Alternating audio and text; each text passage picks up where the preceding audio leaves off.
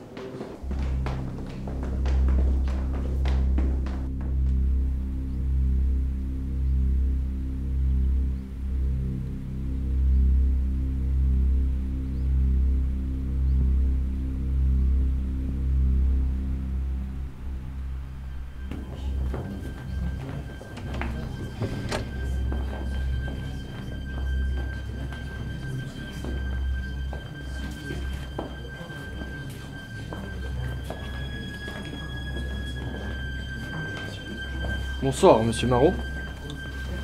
Bonsoir. À qui ai-je l'honneur? Veuillez m'excuser.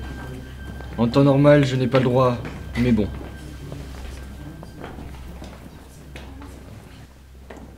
Pardonnez-moi, vous êtes? Vous ne me reconnaissez pas? Tout de même. Vous avez pourtant tué ma fille. Monsieur Redfield.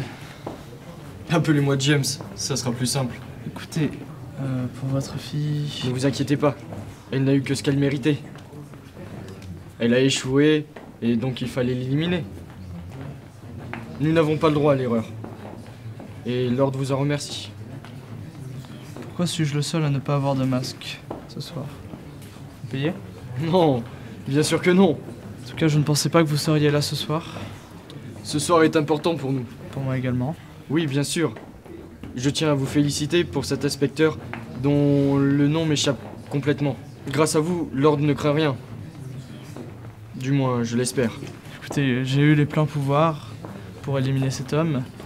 Et je puis vous assurer que l'ordre ne craint rien à présent. C'est ce que vous dites, mais nous ne sommes pas à l'abri d'une nouvelle menace. Écoutez, Marot, je sais pertinemment que vous aspirez à de grandes choses. Votre rang dans l'ordre ne vous convient plus. Casser la gueule à tous ceux qui tentent de nous nuire ne vous amuse plus. Car l'ordre trouve que cela vous va très bien. Vous pensez que votre compte en banque ne suffit pas? Et c'est le cas. Vous pensez que vos actions ne vous rapportent pas suffisamment? Que vos placements dans les comptes à l'étranger sont trop risqués? Et c'est le cas. Mais ce dont vous êtes sûr, c'est que vous faites partie de l'ordre. Et c'est ici que j'interviens. C'est exact. Vous avez votre place parmi nous, grâce à vos actions dans la recherche que nous menons. Mais faites attention que ce ne soit pas un siège éjectable. Car, comme je vous l'ai dit, ce soir est un soir important pour nous. Car vous ne pouvez imaginer l'ampleur de ce rituel. Nous ne faisons pas que tuer quelqu'un. Nous ancrons l'ordre de Pluton dans un système qui nous dépasse tous. Nous nous sommes assurés un avenir. Et pour cela, nous jouons avec les dieux. Oui, vous avez bien entendu. Cela dépasse l'entendement. Cela dépasse vos bas instincts primaires de violence et d'orgueil, monsieur Marot.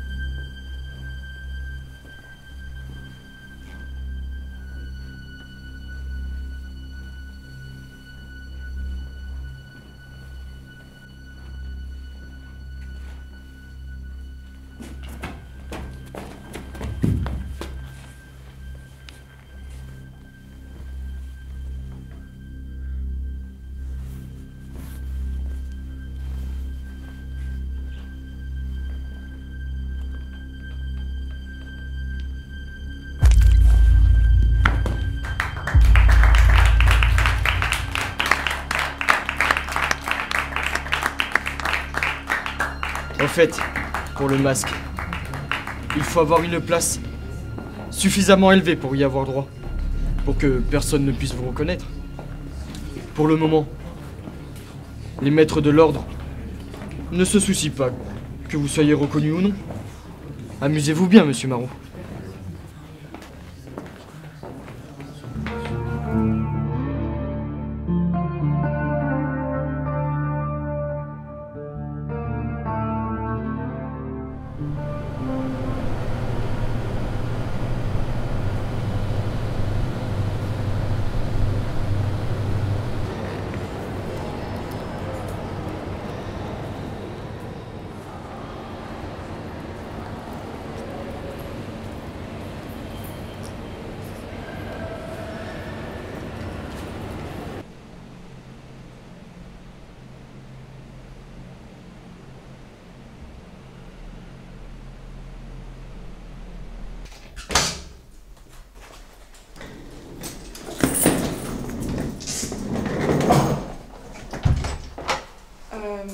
Bon ben, c'est chez moi.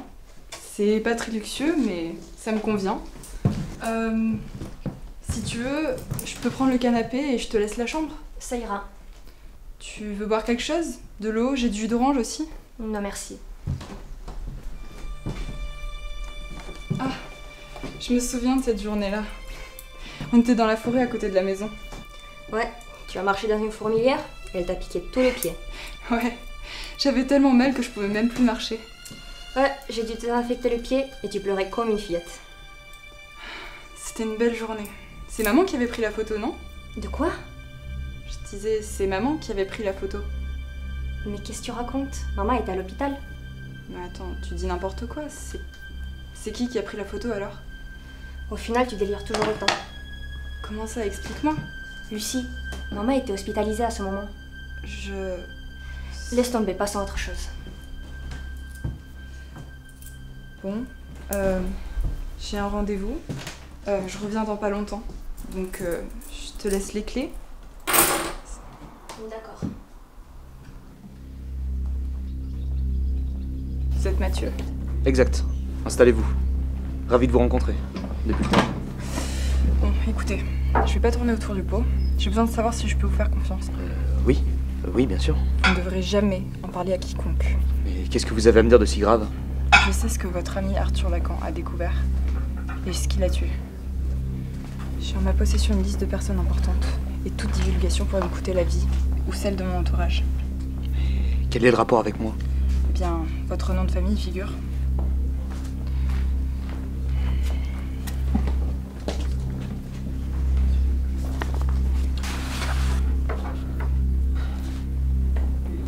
Que représente cette liste? Toutes ces personnes font partie d'un ordre secret, impliquées dans une organisation mondiale de trafic de drogue.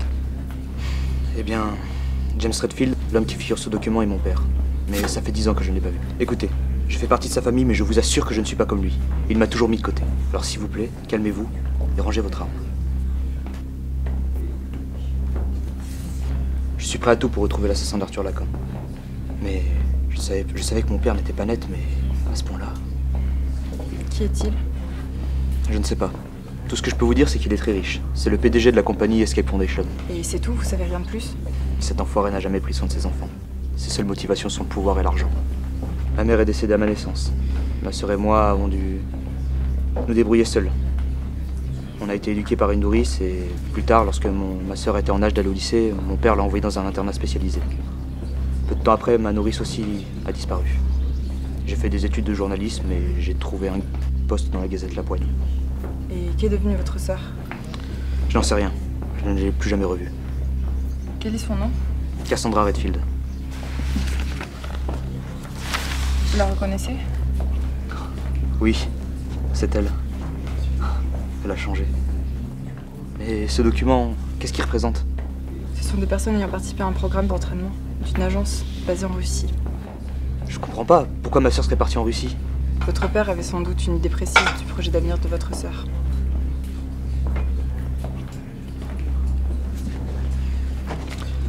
Grâce à mes ressources, j'ai pu récupérer différents témoignages de personnes ayant survécu à des maladies graves comme Alzheimer ou Parkinson et d'autres types de cancers, grâce à un groupe pharmaceutique privé. Le nom de ce groupe, vous l'avez?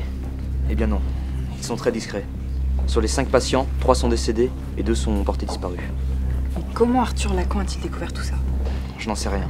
Je peux juste vous dire qu'il était extrêmement doué. Excusez-moi, je dois m'en aller.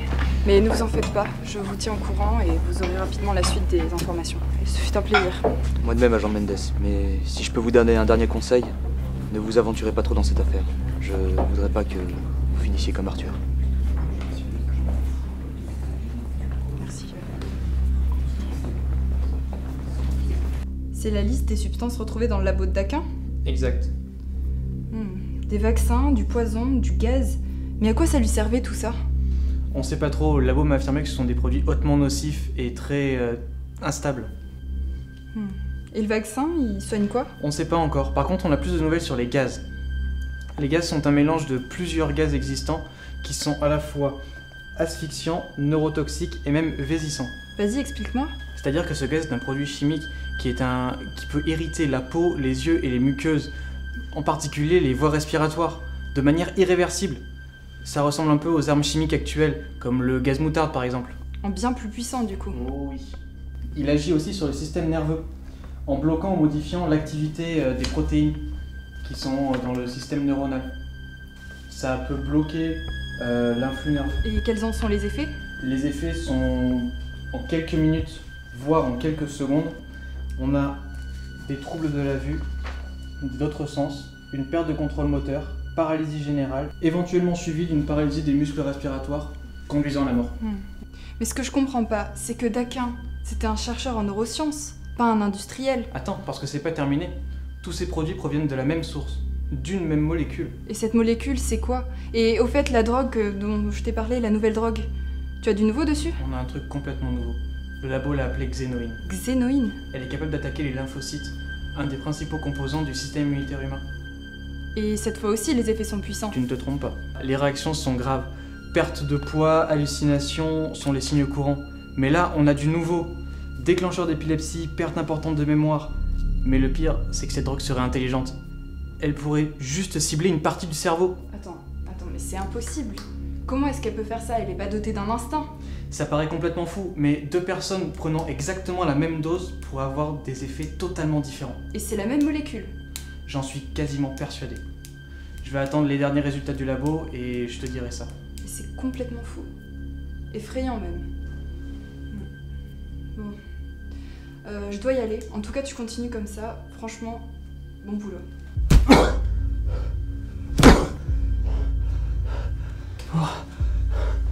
Pourquoi moi? Pourquoi toi? Eh bien, nous nous connaissons depuis suffisamment longtemps pour qu'on soit francs l'un envers l'autre. Tu es d'accord? Eh bien, je vais être franc. Quand j'étais plus jeune, j'adorais faire souffrir. Tu comprends? Et certains voyaient dans cette envie de souffrance et de douleur un désavantage, une carence. Moi, j'ai trouvé un atout. Parce que dans le regard des autres, moi je trouve ma force. Regarde, aujourd'hui, j'investis dans des millions de groupes pharmaceutiques. Je me fais énormément d'argent et je suis payé pour te faire la peau.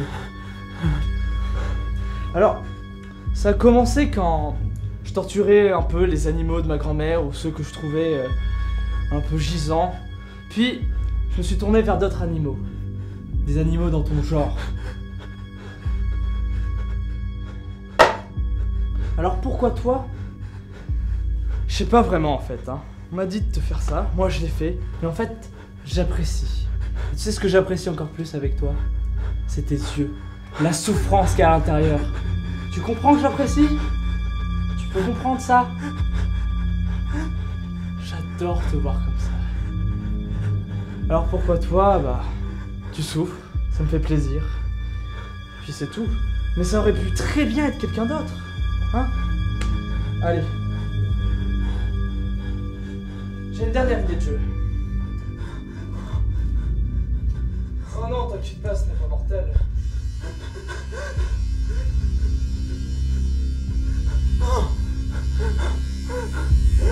T'entends? T'entends? Ça te fait plaisir?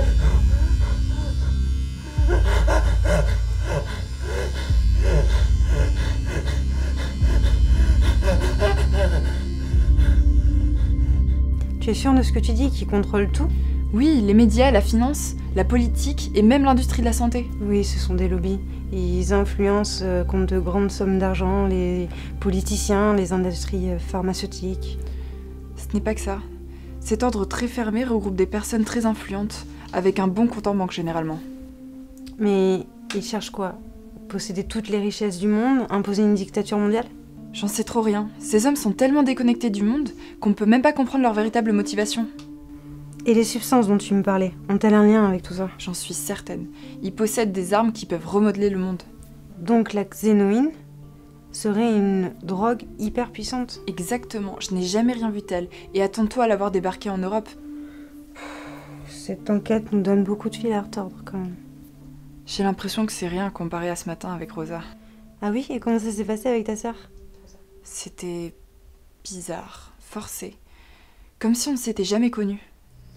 C'est normal, ça fait combien de temps que vous étiez pas vus? 4 ans, c'était son anniversaire.